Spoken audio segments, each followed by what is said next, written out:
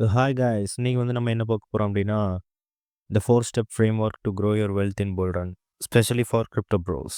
As usual, disclaimer: this is not financial advice. Do your own research before investing or trading. நீங்களே research பண்ணி invest பண்ணுறதா இருந்தாலும், trade பண்ணுறதா இருந்தாலும், உங்கள் ரிஸ்க்கை நீங்களே பார்த்துக்கணும். ஸோ இந்த வீடியோ BuyMote தான் ஸ்பான்சர் பண்ணியிருக்காங்க. அவங்க ஒரு இ-காமர்ஸ் பிளாட்ஃபார்ம். அவங்க bakery items, snacks, house hold needs, personal care எல்லாமே ஹோம் டெலிவரி பண்ணிகிட்ருக்காங்க. லிங்க் நான் டிஸ்கிரிப்ஷனில் கொடுத்துருக்கேன். கண்டிப்பாக நீங்கள் ட்ரை பண்ணி பாருங்கள். இப்போவே போய் ரிஜிஸ்டர் பண்ணிக்கோங்க. நம்ம இப்போ வீடியோக்குள்ளே போயிடலாம். ஸோ இந்த வரப்போகிற புல் ரன்னில் உங்களோட போர்ட்ஃபோலியோ நீங்கள் அட்லீஸ்ட் ஒரு 10 டைம்ஸ் இல்லை 2x ஆர் 5x ஆக்கணும் அப்படின்னு பார்த்துட்டு இருந்தீங்க அப்படின்னா, இந்த புல் ரன் கொஞ்சம் டிஃப்ரெண்ட்டான ஒரு புல் ரன் தான். கொஞ்சம் கஷ்டமாக தான் இருக்குது. ஏன்னா நிறைய கிரிப்டோஸ் டோக்கன்ஸ் டெய்லி லான்ச் ஆகிட்டே இருக்கிறதுனால மார்க்கெட்டில் அவ்வளோ லிக்விடிட்டி இல்லை. ஸோ நல்ல ப்ராஜெக்ட்டுக்கு லிக்விடிட்டி இல்லாதபோது நம்ம 2021 உள்ள ஆல் சீசன் அந்த மாதிரி எதிர்பார்க்க முடியாது. கஷ்டம் தான். ஏன்னா அப்போ இருந்தது வேறு கிரிப்டோ கரன்சிஸ் அப்போ ரொம்ப கம்மியாக தான் இருந்துச்சு. அப்புறம் எத்தேரியம் மட்டும்தான் அப்போ ஒரு மெயின் ஆல்ட் காயினாக இருந்துச்சு. இப்போ அப்படி இல்லை. இப்போ எக்கச்சக்கமான ஆல்ட் காயின்ஸ் இருக்குது. அப்புறம் மீம் காயின்ஸ் நிறைய ட்ரேட் ஆகிறதுனால டெய்லி லான்ச் பண்ணிகிட்ருக்காங்க. ஸோ இட்ஸ் கம்ப்ளீட் ஸ்கேம் தான் நான் சொல்லுவேன். ஸோ ஃபண்டமெண்டலாக நல்ல ப்ராஜெக்ட்ஸை மட்டும் பார்த்து ரீசர்ச் பண்ணி இன்வெஸ்ட் பண்ணுறது பெட்டர். அதாவது இப்போ 6 மாதத்துக்கு முன்னாடி ஒர்க் ஆனது இப்போ ஒர்க் ஆகாது. ஏன்னா இந்த market is dynamic, it changes. So இப்போ நம்ம 4 ஸ்டெப் ஃப்ரேம் ஒர்க்கை பார்க்கலாம். எப்படி நீங்கள் அதிகமாக ரிட்டர்ன்ஸ் பார்க்குறது, அதே சமயம் மிஸ்டேக்ஸ் தவிர்த்துக்கலாம் அப்படின்னு.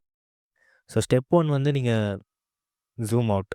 அதாவது இந்த 5 மினிட் சார்ட்டில் நிறைய பேர் ட்ரேட் பண்ணிருப்பீங்க. ஸோ அது உங்களை ரொம்ப எமோஷ்னல் ஆக்கிரும். அப்புறம் நீங்கள் கம்மியான டைம்லாம் ட்ரேட் பண்ணுற மாதிரி இருக்கும். ஆனால் உங்களுக்கு கிளாரிட்டி இருக்காது. ஒரு பயாஸ் கரெக்டாக இருக்காது. அதே சமயம் அந்த சார்ட் சொல்கிறது உங்களுக்கு புரியாது. ஏன்னா நிறைய நாய்ஸ் இருக்கும். ட்ரேடர்ஸ் பெரிய பெரிய ட்ரேடர்ஸ்லாம் ஹையர் டைம் ஃப்ரேமில் தான் ட்ரேட் பண்ணிட்டுருப்பாங்க. அப்படி இருக்கும்போது உங்களுக்கு அப்போ தான் பிக்சர் கிளியராக இருக்கும். நான் அடுத்த இதில் எக்ஸாம்பிள் காட்டுறேன். 5 மினிட் சார்ட்டுக்கும் 4 ஹவர் சார்ட்டுக்கும் கம்பேரிஷன் அப்படின்னு. ஸோ அதனால் பிக்கர் பிக்சர் நீங்கள் ஃபோக்கஸ் பண்ணால் உங்களுக்கு எமோஷனல் டிசிஷன்ஸ், அப்புறம் இந்த ஃபியர் வராது. Fear of missing out. அப்புறம் நீங்கள் எமோஷ்னலாக ஒரு ட்ரேடிங் டெசிஷன்ஸ் நீங்கள் எடுக்க மாட்டீங்க. அதனால் லாஸ் நீங்கள் நிறையவே தவிர்க்கலாம். ஹையர் டைம் ஃப்ரேம் சார்ட்ஸ்லாம் க்ளீனாக இருக்கும். உங்களுக்கு புரியும் கரெக்டாக. ஸோ இப்போ பார்த்துக்கிட்டிங்கன்னா, இப்போ 5 மினிட் சார்ட்டும் 15 மினிட் சார்ட்டும் நாங்கள் காமிச்சிருக்கேன். இதில் பாருங்களேன் எவ்வளோ ஒரு நாய்ஸ் இருக்குது அப்படின்னு. மூவ்மெண்ட் ஸ்ட்ரக்சர் ஜாஸ்தியாக இருக்கும். மார்க்கெட் ஸ்ட்ரக்சர் புல் ஸ்ட்ரக்சராக higher low, higher high, higher ஓ, ஹையர் ஹை இப்படின்னு நிறைய ஸ்ட்ரக்சர் இருக்கிறதுனால உங்களுக்கு கன்ஃபியூசிங்காக இருக்க வாய்ப்பு இருக்குது. அதே சமயம் லிக்விடிட்டி சீப்பாக இருந்துச்சுன்னா உங்களுக்கு மார்க்கெட் எங்கே போகுதுன்னே தெரியாது. சுற்றி நீங்கள் கொஞ்சம் கன்ஃபியூஸாக தான் ஆவீங்க. அப்புறம் தப்பான ட்ரேட்ஸ்லாம் எடுப்பீங்க. லாஸ் ஆகும். அப்புறம் உங்கள் எமோஷனல் ஸ்டெபிலிட்டி போகும். It leads to more losses. இப்போ நீங்கள் 4 ஹவர் சார்ட் எடுத்துக்கிட்டிங்கன்னா, இது எவ்வளோ க்ளீனாக இருக்குன்னு பார்த்துக்கோங்க. அதாவது உங்களுக்கு செட்டப் நீங்கள் கிரியேட் பண்ணுறதுக்கு, உங்களுக்கு அனலைஸ் பண்ணுறதுக்கு ஈஸியாக இருக்கும். அதே சமயம் நீங்கள் ரொம்ப ஸ்ட்ரெஸ் பண்ணுற மாதிரி இருக்காது. நீங்கள் அலர்ட்ஸ் வச்சுட்டு நீங்கள் உங்கள் மற்ற வேலையெல்லாம் பார்த்துட்டு இருக்கலாம். ஒரு 9 to 5 ஜாபோ இல்லை காலேஜோ வச்சுட்டு நீங்கள் ட்ரேட் பண்ணிருக்கீங்க அப்படின்னா, உங்களுக்கு 4 ஹவர் சார்ட் அப்புறம் டெய்லி டைம் ஃப்ரேமில் நீங்கள் ட்ரேட் பண்ணால் உங்களுக்கு ஈஸியாக இருக்கும். இப்போ அடுத்து நாய்ஸ் அப்படின்னா என்ன அப்படின்னு பார்த்துக்கிட்டிங்கன்னா, நீங்கள் ட்விட்டரில் நிறைய பேர் ட்வீட் போடுறாங்க. நான் இந்த ட்ரேட் எடுத்திருக்கேன், நான் அது பண்ணியிருக்கேன், இது பண்ணியிருக்கேன், அவங்கவுங்க சார்ட்ஸ் எல்லாம் போஸ்ட் பண்ணுவாங்க. நீங்கள் எல்லாத்தையும் பார்த்துட்டு இருக்கும்போது உங்களுடைய டெக்னிக்கல் அனாலிசிஸ், உங்களுடைய ஃபண்டமெண்டல் அனாலிசிஸ் நீங்கள் நம்ப மாட்டீங்க.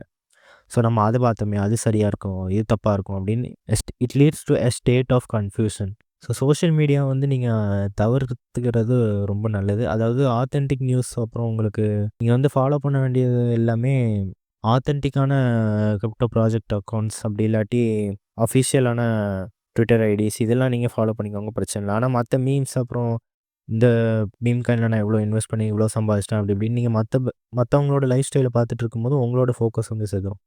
ஸோ உங்களோட ஃபோக்கஸ் உங்களோட எட்ஜை நீங்கள் டெவலப் பண்ணுறதுல தான் இருக்கணும்.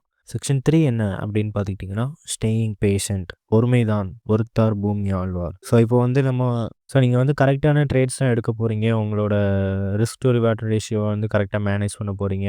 நீங்கள் எடுத்தோடனே பெரிய பணக்காரன் ஆக முடியாது. இந்த சோஷியல் மீடியாவில் ட்ரேட் பண்ணுறேன், நான் கார் வாங்குறேன், ரோலக்ஸ் வாட்ச் வச்சுருக்கேன் அப்படி இப்படின்னு காமிச்சிட்ருக்காங்க. அவங்க எல்லாமே அஃபிலியேட்ஸ்.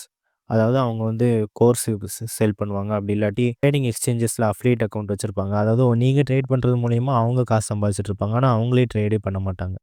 சும்மா ஷோ மட்டும் பண்ணிக்கிடுவாங்க இந்த மாதிரி. ஸோ நீங்கள் மற்ற நாய்ஸ் எல்லாமே தவிர்த்துட்டு உங்களுடைய ட்ரேடிங் பிளான்லேயும் உங்களுடைய ட்ரேடிங் சிஸ்டம் டெவலப் பண்ணுறதுலையும் மட்டும் நீங்கள் ஃபோக்கஸ் பண்ணணும். ஸோ உங்களோட ட்ரேடிங் அக்கௌண்ட் க்ரோ ஆகிறது மந்த்ஸ் இல்லைனா இயர்ஸ் ஆகும். நீங்கள் 2 நாளில் 1 வாரத்திலே எனக்கு இந்த மாதிரி ரிட்டர்ன்ஸ் வேணும் அப்படின்னு நீங்கள் எதிர்பார்க்கக்கூடாது. எல்லா ட்ரேடுமே ப்ளே அவுட் ஆகுறதுக்கு டைம் ஆகும். நீங்க வந்து ஒரு ட்ரேட உடனே க்ளோஸ் பண்றது, அதே சமயம் எமோஷனலா அதிகமா ரிஸ்க் பண்றது, இந்த மாரி தப்பெல்லாம் பண்ணக்கூடாது. பொறுமையா இருக்கணும். உங்களுடைய ட்ரேடிங் பிளான் நீங்க ஃபாலோ பண்ணணும்.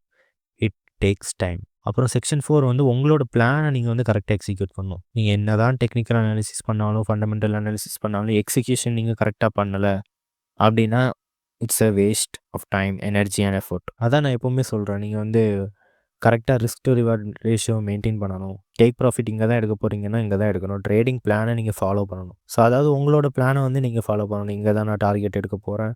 இங்க நான் இவ்வளோ ஸ்டாப் லாஸ் தான் வைக்க போறேன். இந்த மார்க்கெட் கண்டிஷன்ஸ்ல நான் ட்ரேட் பண்ண மாட்டேன். For example consolidation. அப்படி இல்லன்னா, நீங்க கன்சாலிடேஷன்ல ரேஞ்ச் ட்ரேடரா இருந்தீங்கன்னா, நீங்க ட்ரெண்டிங் மார்க்கெட்ல ட்ரேட் பண்ண மாட்டீங்க. அப்படி இந்த மாரி உங்களுக்குன்னே ஒரு பிளான் நீங்க செட் பண்ணிக்கணும்.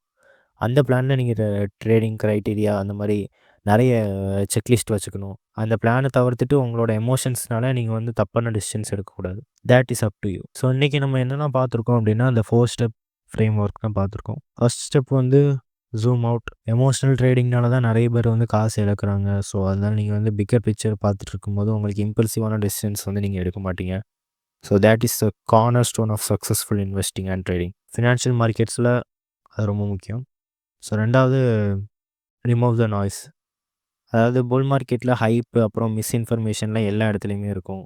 அதனால உங்களோட ஸ்ட்ராட்டஜிக்கு மட்டும் உங்களோட என்ட்ரி அண்ட் எக்ஸிட் ஸ்ட்ராட்டஜில மட்டும் நீங்க ஃபோக்கஸ் பண்ணாலே போதும். கிரிப்டோ கரன்சி மார்க்கெட் வந்து இருக்கிறதுலே வாலடைலான மார்க்கெட். So, you need to focus on your plan. உங்களோட எக்ஸிட்ட நீங்க கரெக்ட்டா எக்ஸிட் ஆகணும். ப்ராஃபிட் புக் பண்ணணும்.